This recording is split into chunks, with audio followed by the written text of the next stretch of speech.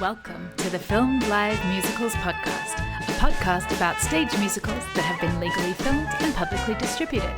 The Filmed Live Musicals website contains information on nearly 200 musicals that have been captured live. Check it out at filmedlivemusicals.com. And now, on with the show. Welcome to episode 44 of the Filmed Live Musicals podcast. I'm your host, Luisa Lyons, and my guest today is composer, producer, and lawyer Jay Kuo. Jay has written 4 musicals, including Upwardly Mobile, Insignificant Other, which won the Bay Area Theater Critics Circle Award for Best Original Script, Worlds Apart, and Allegiance, which tells the story of Japanese-American citizens who were interned on American soil during World War II and won Best New Musical from the San Diego Theater Critics Circle. Allegiance played on Broadway starring George Takei, Lea Salonga, and Telly Leung from November 2015 until February 2016.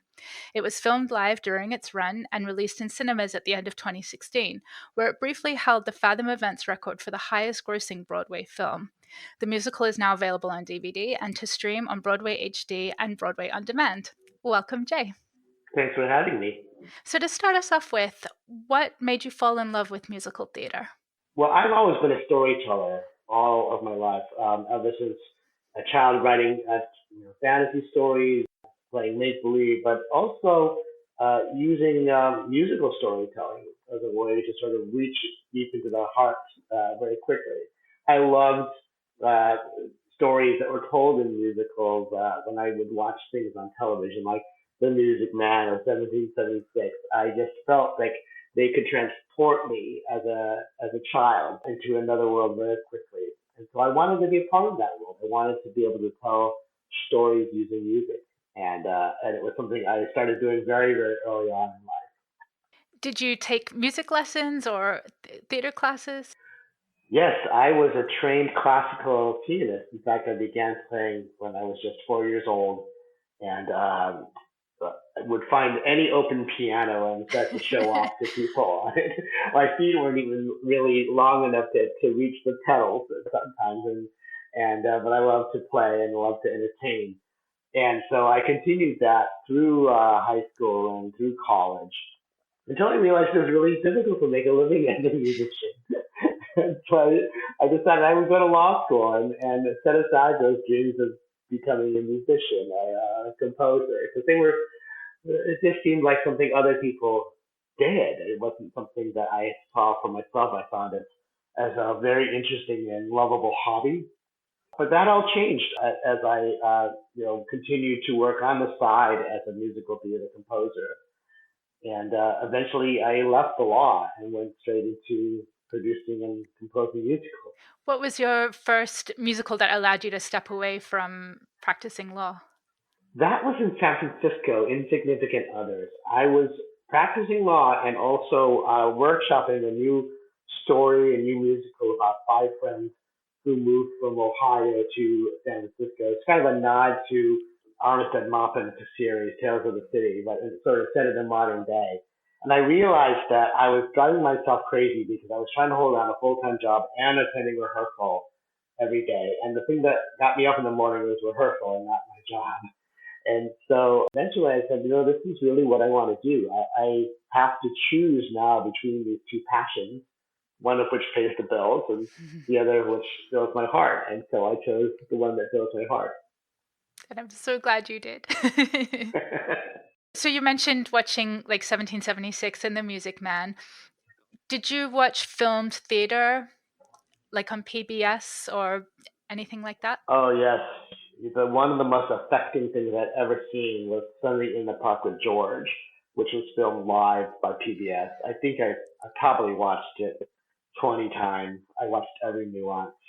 And it struck me the difference there being the live audience and the idea that these actors knew they were being filmed and preserved for all time, but and had better not make a mistake. I couldn't find any in that show, and it did me to Sondheim in a way that I hadn't really been exposed to. Out where I lived, there wasn't a lot of in growing up in Arizona, there was not a lot of theater being performed live other than sort of your standard Rodgers and Hammerstein musicals. And so the opportunity to see film theater like Sunday in the Park with George or other Sondheim pieces, Into the Woods, that was revelatory for me. Mm. What did it inspire for you? One of the things I realized is that so much of theater remains inaccessible to people because they don't live near large cosmopolitan cities where they can buy tickets or hope to get in the lottery even. The idea of I didn't get to see my first Broadway musical until I was in high school. And so when we were doing Allegiance, the idea that we could film this and that generations to come could see what we had done on Broadway. That was very important to me. It was a big motivating factor. My own experience of not being able to see much live theater except in its filmed form. Mm. I wish there were more people like you that understood the importance of it and that we need it more than ever. Yes, we were one of the first productions actually to start to film even our workshops. We had a special arrangement that our producer hashed out with Actors Equity so that we could film our workshops and take that around to potential investors. It was an amazing opportunity to tell the stories of Allegiance to people who are, for example, way out in Hawaii, who really wanted to support the show, but there was no way they would come out to New York to see a workshop and think about investing. We had to go to them. And so every time we did a staged reading, we filmed it. Every time we did a lab workshop, we filmed it. Even our world premiere in San Diego, we knew we were going to have to raise another $9 million after that. And we filmed the world premiere in order to raise the money for the Broadway run. And so my experience sort of in filming early didn't begin with the Broadway production. It began when we assembled a group of actors standing around music stands and singing. And I realized even that had the power to really affect people in a way that ordinary film or television really can't. This was a live moment captured, but that the tension of that, the profound nature of that, the importance of that was all sort of baked into the medium. I know some of that footage is in the documentary Allegiance to Broadway. Will we ever be able to see the full length capture of like the original All Globe production? It's interesting. In order for us to release that, I think we'd have to go back and get releases from all of the actors and creatives because we can't charge for it. That was part of the deal. The final Broadway version we could put into theaters because we had the right kind of contract. But the All Globe production, for example, we knew that we were going to be using it primarily and exclusively actually for fundraising. So we could show it in small venues to potential investors, but we could never air it. It'd be an interesting thing to go back and after enough time, maybe people wouldn't care. And we'd love to see this. There are so many songs actually from that never made it to Broadway. The fans of Allegiance would be amazed to hear some of them, I'm sure. And also to see how a musical progresses and evolves, and like that old adage that a musical is never completed or a musical's never finished, that it keeps evolving. And it would be really interesting to compare and contrast like the original version and then through the years of development through to Broadway. That would be interesting. In fact, I'm pretty sure I have about 2 musicals worth of trunk songs through that whole process where I could actually tell the same story of Allegiance but use different songs to tell it. It would be sort of an amazing collage. Were you part of the negotiations with Equity to create those contracts? I was not. I have a producing partner, Lorenzo, and we really divided our duties very carefully up. That I was going to remain for Allegiance on the creative side, so as not to create, unforeseen conflicts of interest or negotiate against the production in some way. And so, Lorenzo handled all of that, and rightfully so. I think that having having the composer in the room negotiating that is a little bit tricky, I think. Do you have a sense of how complex the negotiations were? Was there resistance from the unions to film? There was initial resistance. They basically said no, and Lorenzo was persistent and went back and said, "But what about this? No. But what if we did this? No." And I think they just got exhausted by him. He was so persistent, like a barnacle. He just stuck, and eventually we came up with a workaround where we could work under an ASTRA contract, not an AEA contract, because it Mm. was going to be recorded. And so that required every member of the cast to actually join ASTRA, and those who were not joined, we had to pay the fees. I remember it was involved, but it got us around the, uh, the equity contract restrictions. And now I think actors equity has really come around. I think it's much more standard these days to film workshops. So to the extent that that stuff is now being preserved, I think Lorenzo gets a lot of credit for having broken down that door and that resistance. Mm. Uh, Thankfully, long before the pandemic happened, because a lot of it's now being done virtually. Yeah. Oh, that's what a cool little piece of history that is so important, and for preserving again that this process. It's not just the final product we see on Broadway. There's so much development that happens beforehand, and I think it's really important for other practitioners and for students to see that process. And maybe there can be a 3-part DVD disc released with all of that back stuff. I would love to see it. I think anybody starting out in this business would really do themselves a favor by watching the Road to Broadway series and just how much it takes to get onto Broadway. But even then, before then, to sort of follow the trail Allegiance had cut for all of this developmental work. So many so many shows uh, lack sort of a fundamental path forward because they don't understand what it would take to achieve it. And I don't, maybe one day I'll teach a seminar on that, but I think that it's incredibly useful. And I'll tell you, if I had been told it would take 7 years from the date I first met George Takei until our first day of rehearsal on Broadway, I would have maybe thought twice about it, but I still would have done it. So let's rewind to that day in 2008 when you first attended Forbidden Broadway and met George Takei sitting behind you. Yes, that was quite an amazing week. It was actually my first week with Lorenzo in New York City. We were scouting shows to produce and hoping to meet a lot of people and going to every show we could, even off Broadway. And the chance encounter that night, I really think is kind of cosmic in nature. Running into my childhood hero sitting right behind me in off Broadway theater. You have to understand when I was growing up, George Takei was the only Asian face regularly on television.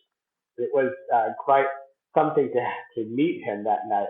I met him because I heard his distinctive bass voice behind me talking about theater, and I kept thinking, God, I know that voice. And I turned around, and sure enough, there he is, right behind us with his husband Brad. And so that was something else to have happen your very first week in New York to meet your childhood hero. And then the next night to be sitting in the same row again in the Heights. Well, that's where you start to think the universe is playing with you, right? That's we were probably 8 or 9 feet down from George and Brad the very next night in the same row, and that's had we been in one row off, I don't know if we would have seen each other, but there we were waving at them. And Brad leans over and whispers something to George, and apparently later we find out he said, "I think they're stalking us, George." So, but what's really amazing about that second night, not just the fact that we ran into George Takei twice in a row in a theater, but the fact that it happened in the Heights, because it was that show, it was a song in that show that caused George to start to weep profusely right before the end of Act One. The song was "Inutil," and George got George thinking about how useless the word means useless, how useless his own father felt in protecting their family during the terrible years of the internment. And so George was weeping, and I couldn't help but notice that was happening because nobody else was crying to that song. It's a great song, but George was really, the waterworks were flowing, and so it gave me a chance to ask him in intermission why he had been so affected by that song, and that's when he told us um, his story about growing up in the internment camps. And as an Asian American, I've heard about the camps. I've even studied them in law school, studied the cases around it, but I've never heard somebody who survived the camps tell their story to me. And I got chills. Every hair on my arm stood up. I looked at Lorenzo and he was like buzzing around like he was thinking the same thing. And I said it out loud. I said, "This Mr. Takei, what the story you just told me would make a fantastic musical." And he said, "Well, I've always assumed it should be on the Great White Way." And so he gave me his email, and I said I was going to send him a story idea and maybe a sample song, and off to the races we were. So I have a question. Did you take in any of Act Two of In the Heights? Or were you too busy No, percolating Allegiance in your head? that's a very good question. I can't really remember what happened in the second act of In the Heights. I remember the first act really well, and so I think both Lorenzo and I spent that whole rest of the week just bubbling. We were thinking about what should we call this, and how do we even get started on something like this. And the first thing I did when I got back to San Francisco, where I was still based, is I checked out of the library everything I could find on the internet, and I lived and breathed it for weeks before I sat down for the first song. And I read about the 10 different internment camps, and the name Heart Mountain stood out at me, not because of anything historical, but because it sounded so haunting at the time. And so it just drew me. And what I found out when I was researching that was the incredible story of the resistance that happened there, which I think so few people ever heard about, including myself. And I consider myself fairly knowledgeable on Asian American history. I did not know about the resistance at Hard Mountain. And now millions of people do. It's a wonderful gift that George gave us that day, and that we were able to give back to the world. And so it wasn't for 3 weeks that I sat down to write a song at all, and I realized we were going to call the show Allegiance because of the story of the resistors at Heart Mountain, and that the sample song was called Allegiance. I recorded it in my bedroom on a MIDI mic with my friend Jason, who sang it, and we sent it to George, and he wrote back in an email, you saw me weeping In the Heights, and now I'm weeping again reading and listening to this song. You must come down to Los Angeles, where we will have lunch and talk about the future of the show. Oh, wow. And, when you get an email like that from your childhood hero, there's only one email I've ever received that even comes close to that. And that was when, after months, we had sent the script of Allegiance to Lea Salongas and her agent, and then warned Lea doesn't do any projects. I grew up listening to her sing Miss Saigon, and just the idea of ever getting a chance to meet Lea Salongas was sort of a dream of mine. And I was in Mexico on vacation and not really checking emails. I had a margarita in my hand, and I opened my computer up, and there was a ley line. It said Lea Salongas is interested, and I dropped my margarita all over my laptop because I was so shocked. Yeah. So that's the other Allegiance email that really blew my mind. That sounds like an expensive email. It was a sticky situation. So Lea was at the top of your mind as you were writing and in the development of the show? What was our casting agent at Kelsey said, well, put together your wish list, dream big, put the people you really, really want at the very, very top. And so I audaciously wrote George Takei, Lea Salongas, Kelly Leon, and we wished it into existence. And I think it's so powerful the representation of Asian Americans on Broadway or in theater is so abysmal across the board. And it must have been, I can imagine Leia's excitement to get this script that is such a unique and important story and is an important part of the history. And to be able to originate a role and tell that story, it must have been thrilling for all of those performers. It was, one of the other great honors of having worked on Allegiance is the notion that we have now provided yet another vehicle for careers, for people to perform authentic stories written by someone within their own community, using characters that aren't two dimensional or cliched as they have been in so many other shows. I get so many thanks from young Asian performers about the opportunities that this has provided.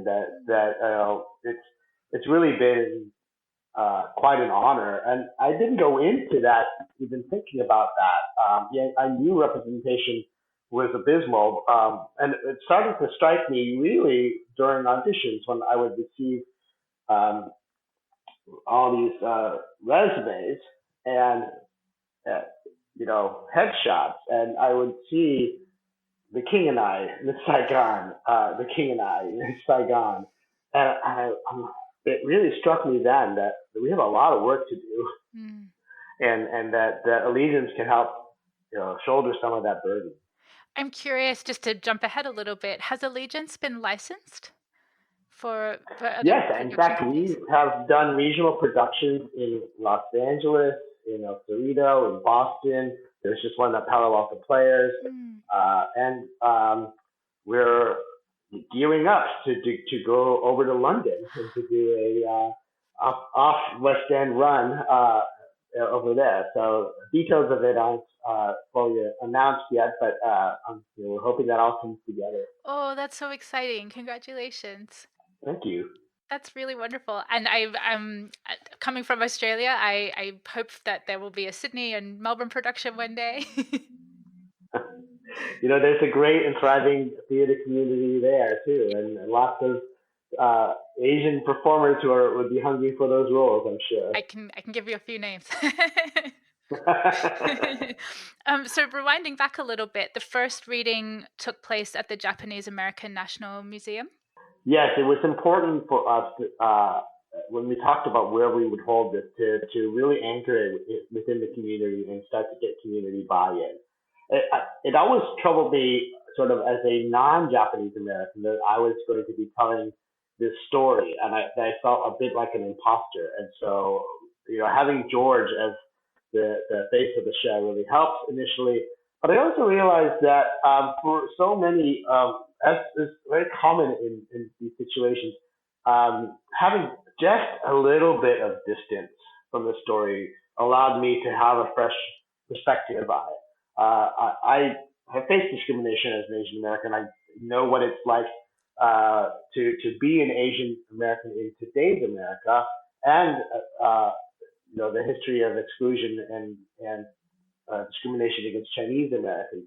And so there were some parallels, but it still haunted me to see how deep that went and how dangerous it became in World War II for the Japanese American community. Mm.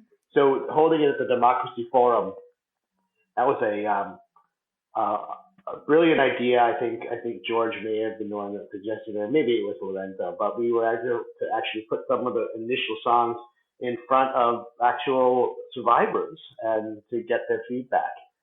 Wow. I remember it was actually at the Japanese American National Museum that George was giving me a docent tour of it, and he stopped and told me about a concept that they had in the camps called gaman, and I didn't know, had never heard that word before. And he said that it meant fortitude and with dignity. And he told me that people would say it to each other to buck each other up and to be rather stoic about what they were going through.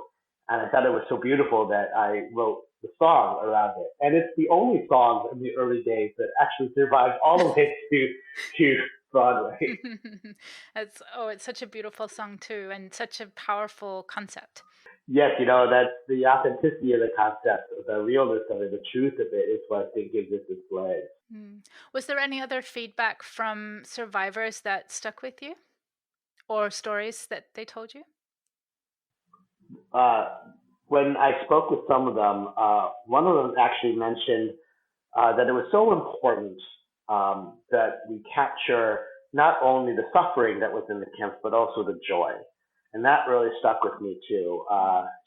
She said that her brother played on a baseball team. I'm sorry that I don't remember the name of the woman who was talking to me. But when I asked George about that, and he said, "Oh yes, we had a baseball team, and we had socials, we had dancing."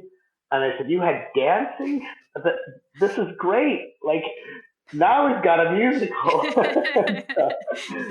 So when people ask, like, "Well, you're gonna set it in an internment camp? Isn't that gonna be a big drag?" It's like, there are so many joyful moments and moments of celebrating the human spirit that happen in the legions because you're in the lowest of the low and people make the most of things and they grow gardens and they have dances and they fall in love. All those things happen in the legions and they just happen under really, really difficult circumstances, which I think tests the limits of what people can endure and but also gives them so much hope, so much to live for.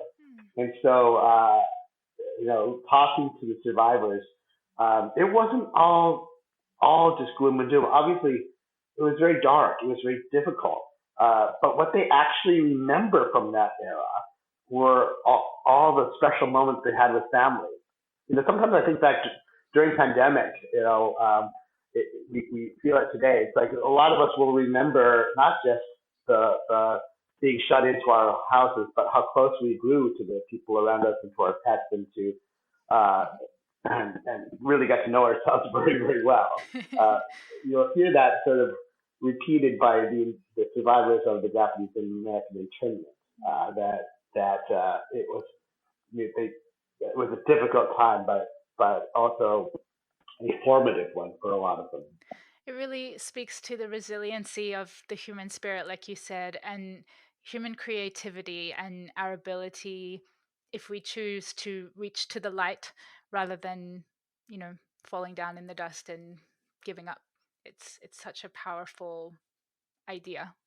Right, and I think the fact that we centered it on the single family was important too, because family is so important across all of Asian cultures, and but family, when it comes to Japanese Americans, gets divided along generational lines, and so much so that they have special names, Issei, Nisei, Sansei, for the generations because they view America and they view their role in America so differently.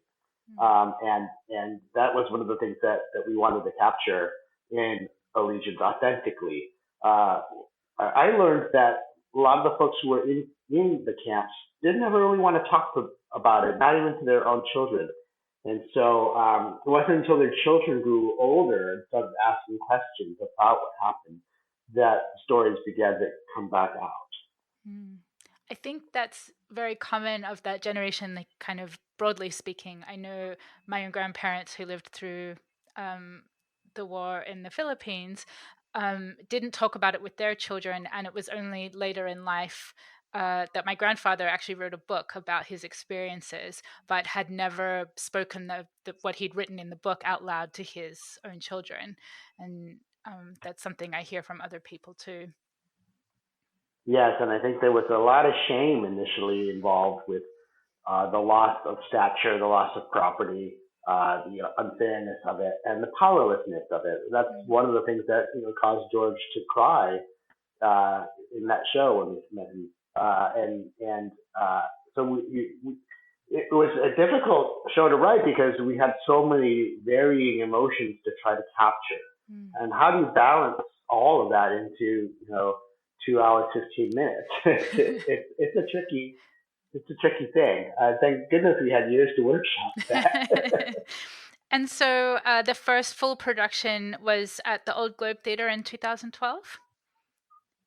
September Yes, 2012. and I'll tell you, there's nothing quite like having your first production uh, of a Broadway bound show as a composer. It's just a real experience. And we had standing ovations every night. It sold very, very well in San Diego, and that was it was really thrilling and very validating, especially for somebody who had quit his job and whose parents probably thought he was crazy. So to have that happen. I want to quickly touch on the fundraising that happened to make that production happen. That you started an Indiegogo campaign headed by George Takei. That the goal was Yes. $50,000 and you raised $100,000 or $150,000. I think Yeah, it was. something like $150,000. Yeah. Yes. That this was the early days of social media too. It was 2012. George's Facebook page was really taking off, and people really didn't know what or how they could use social media. Uh, but we were urging George to let folks know about the show, and we were still a small production company without a lot of means, and every dollar counted. And so the fact that George was able to just go online and in a matter of a week to raise a significant portion of what we needed, probably a little less than 10% of what we still needed um, for that production was great. And we use social media very effectively, actually, throughout the life of the development and all the way through Broadway, and especially after it went wide across America in theaters. One of the reasons we broke the records was because we could use social media, which is very broad but very thin. And so you could, if there are 600 avid followers of George Takei in a particular city, they'll fill that theater that one day. That's it's much harder to do that on Broadway at 8 shows a week at 1,000 seats a night. But you can do it in a one quick blast for a single day across the country. Yeah. Fast forwarding to 2022, and in your role with the social edge, what do you see? Oh, first of all, can you explain what the social edge is, and what do you see as the role of social media now, like with TikTok and show like musical theater has such a huge following on social media, and like Bridgerton and Ratatouille the musical, are developed entirely on social media and are winning awards now. What do you see as the current role of social media? We developed the social edge after successfully helping and guiding George on social media. We developed a lot of expertise around how to build audiences, engage with them, and grow them. And that turned into a sort of a profitable business on its own. And so long after Allegiance closed, we continued with the social edge. And I never thought, having quit as an attorney, that I would become first a Broadway composer for real, and then run a company that does social media. And it's it's great now if you're producing theater and you need to build an audience quickly, you can do so on TikTok, on YouTube, by getting your material out. It's a very democratic system in some ways. Great content gets shared, and consistent content can build an audience. We're nearing the point where whole musicals can be created on social media cloth, as you mentioned. We're also approaching a time where musicals may go digital. In that, all these workshops that we did in physical form, which require folks to uh, gather together for one time. If we were able to create virtual spaces and performances, that's going to really be a game changer. So, we're involved in some early uh, adventures, I would say, at this point, in the digital space around musicals. I see that as a very cost-effective way to develop musicals as well, because you don't have to necessarily tie yourself to a physical set. You could have a virtual one, which is portable and which can which people can log into from very afar and participate in. Just how do you deal with the sound issue that like two people can't be speaking or singing at the same time? I think that we're going to have to, it's kind of like the issues with tech are going to drive improvements in tech. That's what I'm hoping. Certainly, what for shows you need to bring people together for currently into the same sound studio. But after that, if they, you can avatar them into a meta if you wanted to. So once you get the sound, there's a lot you can do with that. So it's like I said, very early stages, but I think both television and theater are moving this way, because otherwise costs can be very prohibitive. Studio costs can be prohibitive, physical costs. Uh, so I agree. The sound is one of the biggest problems, and really you want to get everyone together and recorded. So it's possible, for example, to start to record people separately and to mix it together, at least for the development. Yeah. So it's a fascinating thing to me how technology, like in such a short time, has changed so radically and made all of this possible. It's very exciting. Yes, it is. I think, and we continue to be on the forefront of that. I think Lorenzo has great foresight, and he himself is sort of a tech nerd, and so loves this kind of thing. So rewinding back, you had further workshops between the run at the Old Globe and then opening on Broadway. And I love in the documentary, there's one scene where you're watching the Broadway marquee go up at the Longacre, and George Takei's face is just so in awe and so radiant and so beautiful. It's such a stunning moment. What was that journey like for you?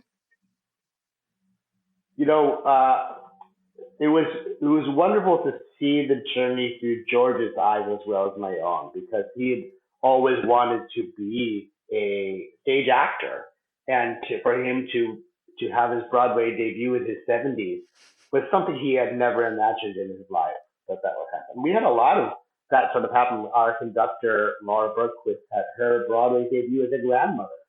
And it shows that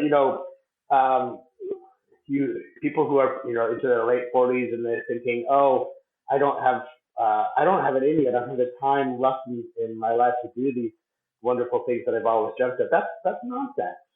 It can happen, and you just have to make the leap. I waited till I was 40 to make the leap. So I think that that was great to see, and a gift that I could give George. I think of George as sort of like a grandfather figure. Uh, I really should say father figure. He'd probably kill me if it's a grandfather figure, but he's an Oji-chan, right? So, and he actually played older than he was, in real life. But and his joy is infectious, and his dedication is infectious. In all of the runs in Old Globe and on the Broadway run in the Los Angeles regional production where he reprised the role. George was the only cast member never to miss a show, a single show. Wow. And that's so you talk about a fellow now who's in his 80s, but like who his gaman, his fortitude with the show, really is remarkable and inspirational. That's so beautiful. Oh, I'm a little bit teary. You mentioned earlier that you had always intended to film the show. So what was the process behind filming Allegiance on Broadway? Luckily, we had experience filming the world premiere in San Diego, so we knew what it took in terms of the number of digital cameras we needed. We knew we were going to get some outtakes afterwards. We knew that sometimes we would have to have folks sing back to track. It was pretty really well thought out by Lorenzo, who directed it. He has an affinity for film, and I think secretly wants to be a film director one day.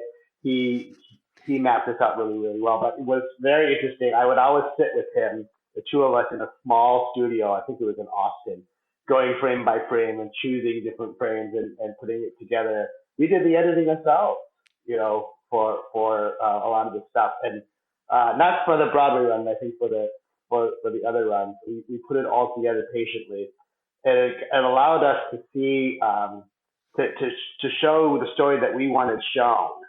In other words, it wasn't some external editor deciding to take shots. It was us, and so the process was creative. It was artistic. It wasn't. It was far more involved than I think people realize, and the choices that you have to make with respect to which takes and what shots and how the music runs, and I got to give credit, by the way, to music director and conductor Lynn Schenkel, who is a machine when it comes to tempo. She just, it wouldn't matter which production or which shot or what you were doing, the song would be at the same tempo, and so it was so easy to splice because and who knows who can do that? It was a crazy revelation of ours that she we didn't have to ever have to worry about that because the songs were always at the same tempo. Human metronome. Exactly. Yeah. How many performances were filmed? Just one. That's what's crazy.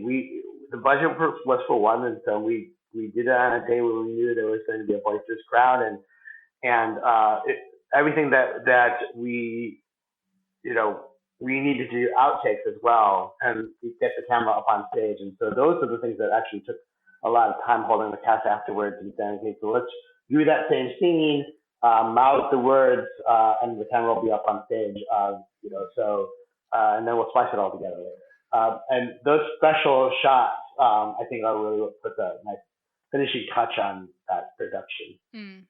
And how many cameras did you use when you filmed it?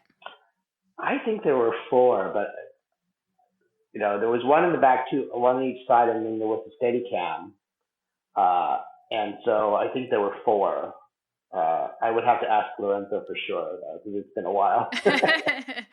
It's such a beautiful capture, and it's amazing to me that it was over one night with just the pickup shots because it looks so slick. It's amazing that it's essentially one performance.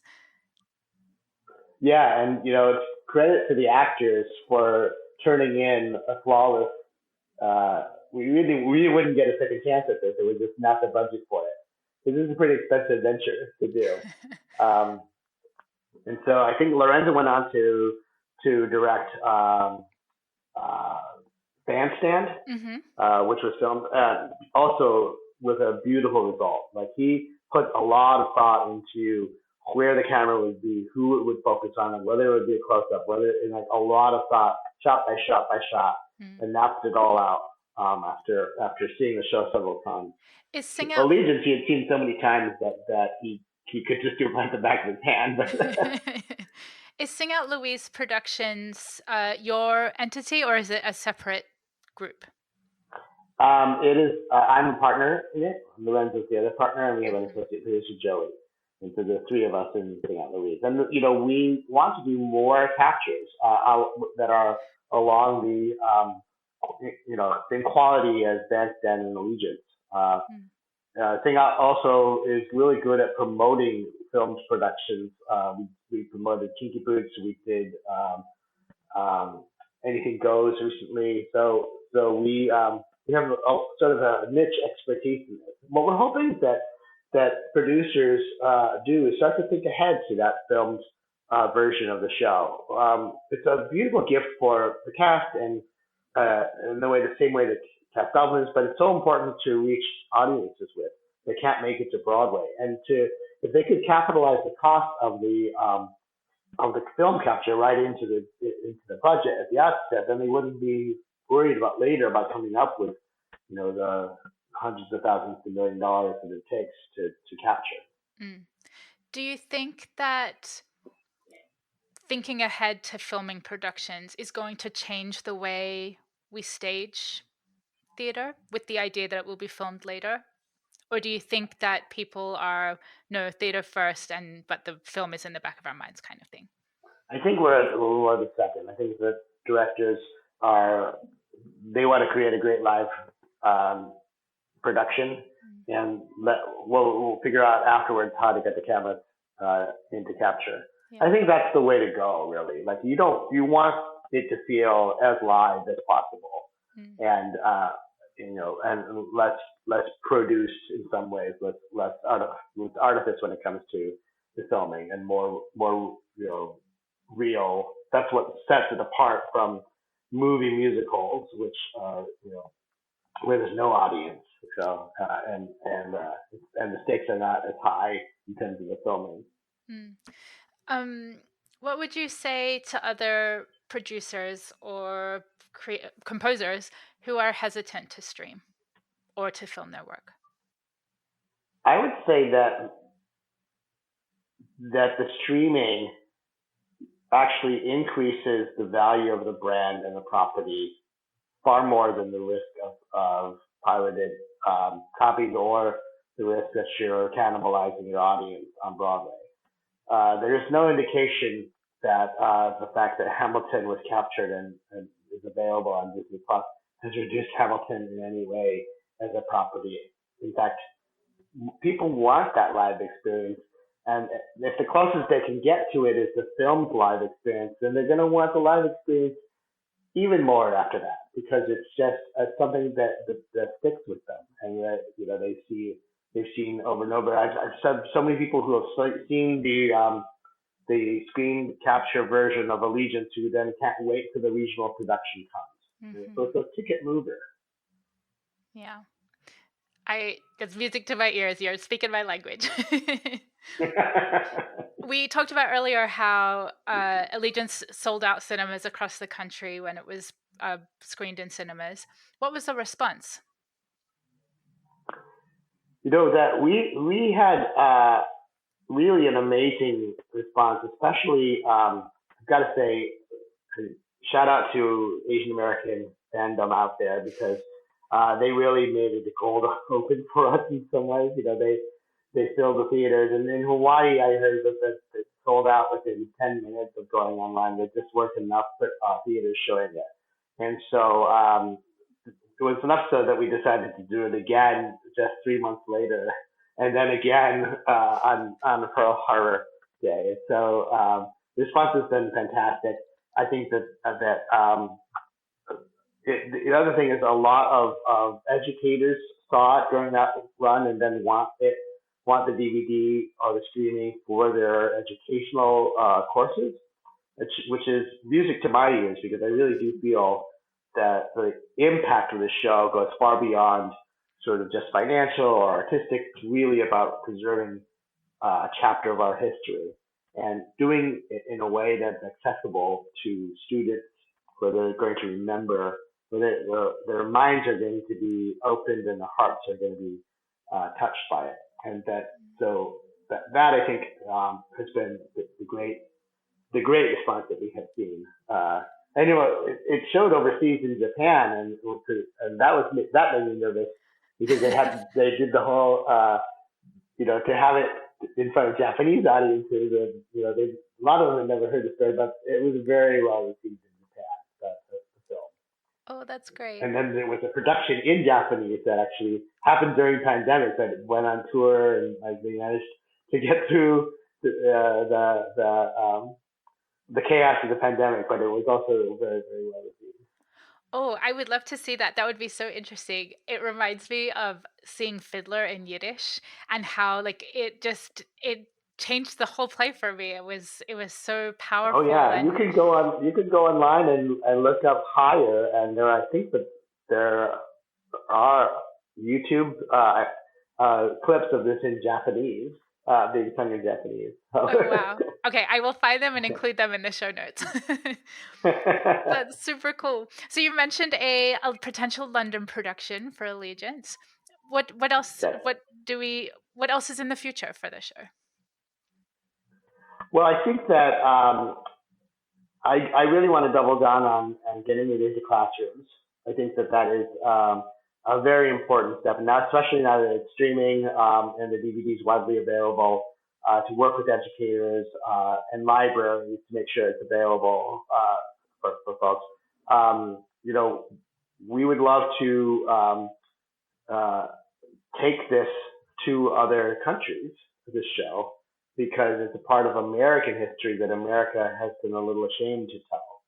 And I think that's important to do so. So, someday down the road, French productions, German productions, who knows? Australian productions. Australian productions, yes. I'm campaigning for it. So next up we have my favorite things. These are a few of my favorite things. So to start us off, what is your favorite musical? My favorite musical is Sunday in the Park with George. I think because it talks about the struggles of an actor balancing his art and his life, it really resonated with me. And I was sort of a sensitive kid. I listened to that cast album and cried myself to sleep listening to it. I think the day Sondheim passed is one of the saddest days I can remember in a while. So Sunday in the Park with George, way, way, way up there, probably number one.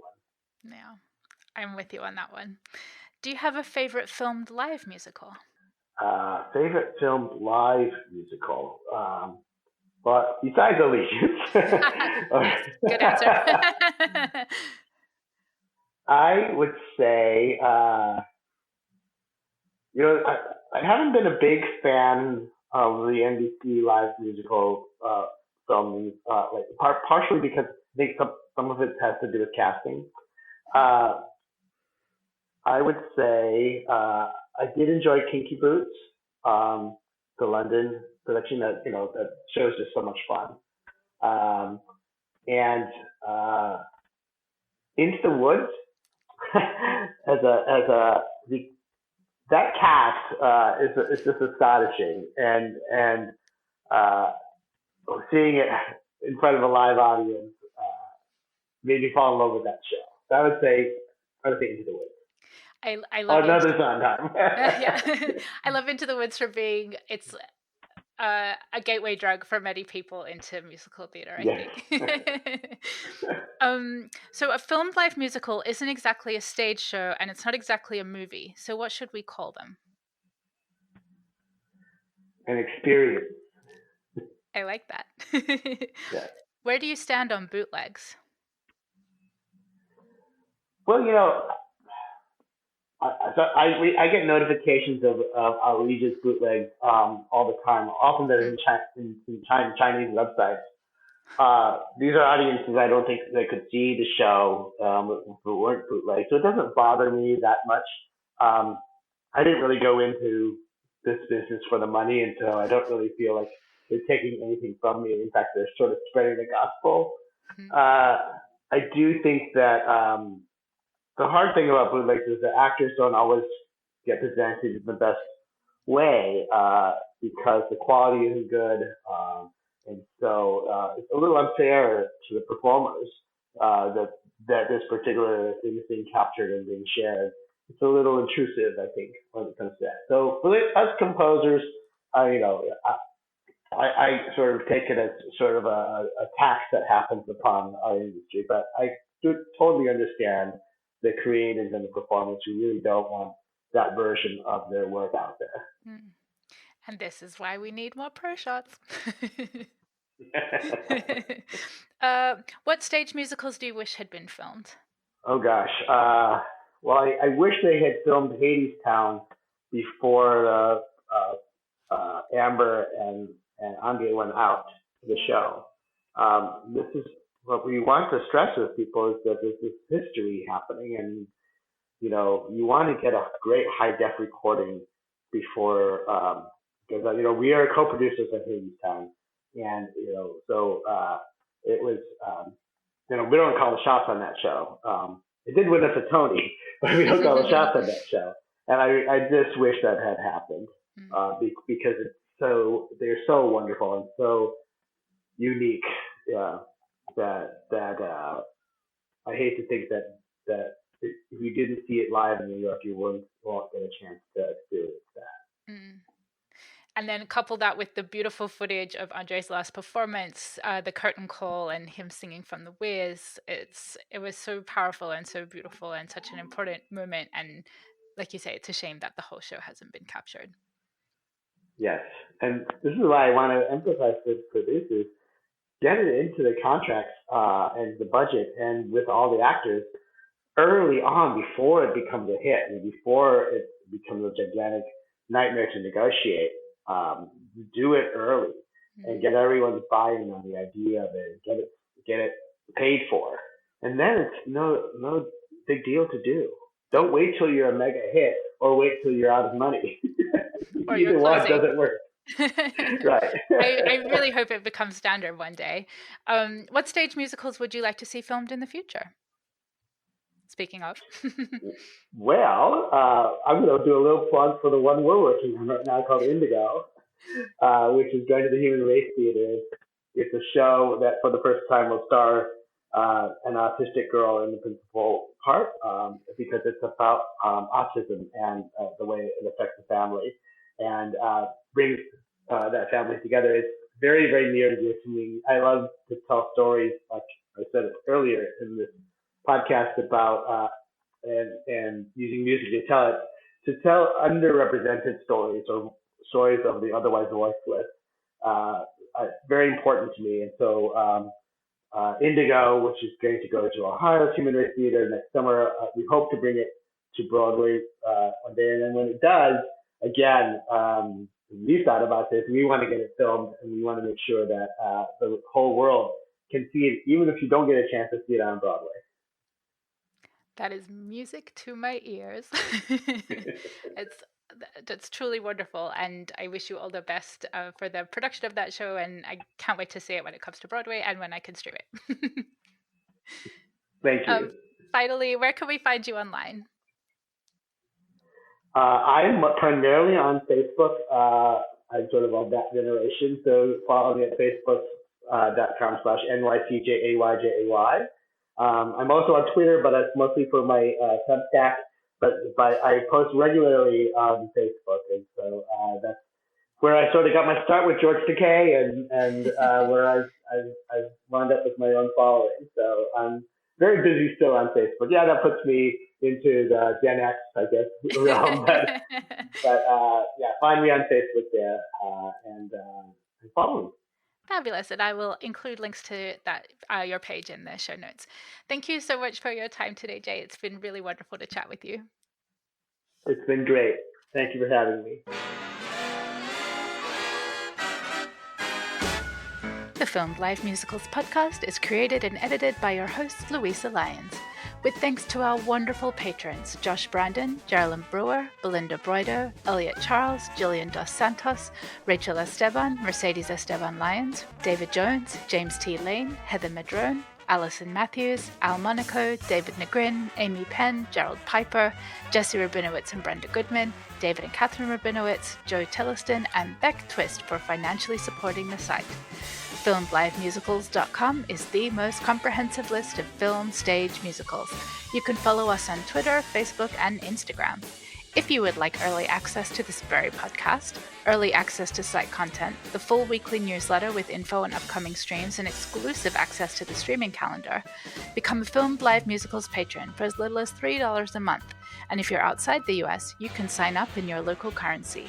Visit FilmedLiveMusicals.com to learn more. If you like what you hear, please leave a review in your podcast app. I hope you enjoyed this episode, and thanks for listening.